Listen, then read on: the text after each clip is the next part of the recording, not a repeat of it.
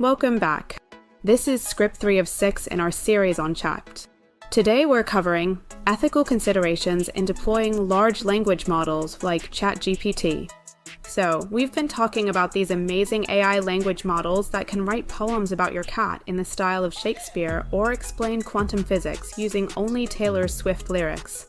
But now it's time to talk about the elephant in the chat room, ethics. You know how your friend always says, with great power comes great responsibility, and you roll your eyes because, yes, we all saw Spider-Man. Well, turns out Uncle Ben was onto something, especially when it comes to AI. Think of large language models like teenagers with encyclopedic knowledge but questionable judgment. They know a lot of stuff, but they don't always know what to do with that information. They grow up so fast, don't they?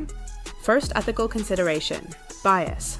These models learn from human-created content, and spoiler alert, humans are biased. Shocking, I know.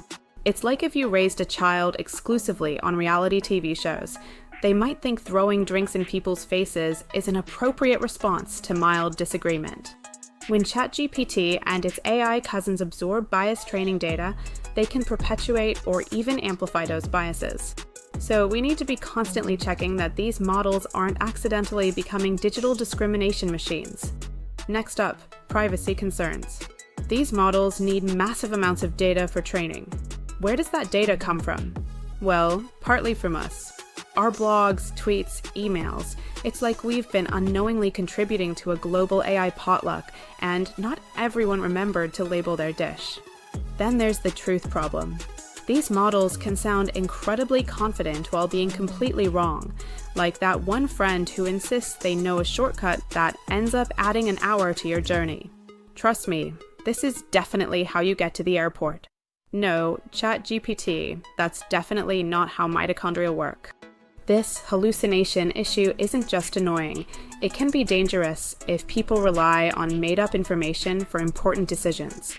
Imagine getting medical advice that sounds totally plausible, but is actually AI fiction. Yikes. We also need to consider economic impacts. Will these tools enhance human productivity or replace jobs? It's the classic robots are coming for our jobs fear, except this time the robot is really good at writing cover letters and explaining complex topics in simple terms. Sorry, fellow explainers. And let's not forget about access equality.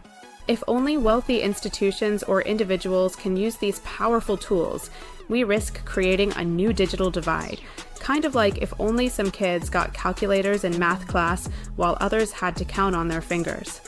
Then there's the existential question of AI safety and control. We're creating increasingly sophisticated systems. How do we ensure they remain aligned with human values?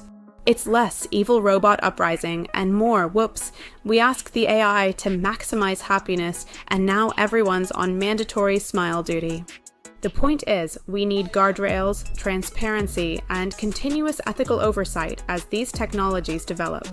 We need diverse voices in the development process. And most importantly, we need to remember that these tools should serve humanity, not the other way around. So next time you're chatting with an AI, remember it's like having a conversation with a brilliant parrot that's read the entire internet. Impressive, but probably needs some supervision. This was script 3 of 6.